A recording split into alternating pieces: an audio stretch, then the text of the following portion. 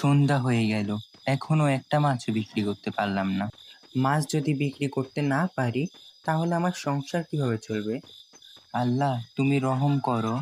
আর এই গ্রামে কি কোনো মানুষ নাই যে আমার কাছ থেকে একটা মাছ কিনবে? মাছ আছে, মাছ, ইলিশ মাছ, পাঙ্গাস মাছ, জিয়েল মাছ, টাকি মাছ। আরে হিসু আসারও আর টাইম পেল না, মাছ করা রেখে প্রস্রাব করে আসি।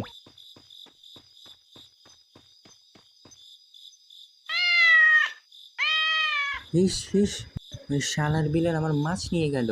ওই বিড়াল, ওই দাঁড়া, আমার মাছ দিয়ে যা। হঠাৎ করে বিড়ালটা আবার কই চলে গেল? এটা তো পুরনো একটা স্কুল, হয়তো এটার ভিতরে বসে খাচ্ছে। আজ ওর একদিন কি আর আমার যে কয়দিন লাগে। এখানে তো কিছুই নেই, ওই পাশে গিয়ে দেখি তো। ওমা, এটা তো মাথা কাটা লাশ। আল্লাহ জানে কে কে মেরে রেখে গেছে। কি করি? হ্যালো সিআইডি স্যার, এখানে ক্যাপটাউন গ্রামে একটা মাথা কাটা লাশ পাওয়া গেছে। আচ্ছা ঠিক আছে স্যার।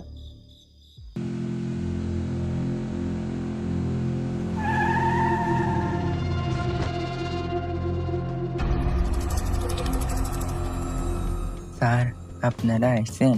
দেখেন কে যেন এই বাচ্চাটাকে গলা কেটে ফেলে রেখে গেছে। অভিজিৎ, তুমি লাশটা ভালো করে চেক করো, দেখো কোনো কিছু পাওয়া যায় কিনা। আর আপনি এক্স্যাক্টলি এখানে কি দেখেছেন? স্যার, আমি একটা গরিব মাছওয়ালা, এই গ্রামে আসছিলাম মাছ বিক্রি করতে। হঠাৎ আমার প্রস্রাব আসে, মাছের ঝুলিটা রেখে প্রস্রাব করতে চাই। কোথা থেকে যেন একটা বিড়াল এসে ঝুলিটা থেকে মাছ নিয়ে পালায়। খুঁজতে খুঁজতে পুরানো এই স্কুলের সামনে আসি বিড়ালটাকে খোঁজার জন্য। স্কুলের ভিতরে ঢুকে দেখি এই গলা কাটা লাশ। তারপর আপনাদের ফোন করি। কিন্তু একটা আশ্চর্যজনক বিষয় হচ্ছে, পুরা গ্রামে একটা মানুষও দেখতে পাইনি। ওকে, আপনি এবার যেতে পারেন। স্যার, হ্যাঁ বন্ধুরা, আজকে ভিডিওটা এতটুকুই। দ্বিতীয় পার্ট দেখতে চাইলে অবশ্যই কমেন্ট করবেন। আর ফুল ভিডিও আমার ইউটিউব চ্যানেলে আপলোড আছে, চাইলে আমার ইউটিউব চ্যানেল থেকে দেখে আসতে পারেন।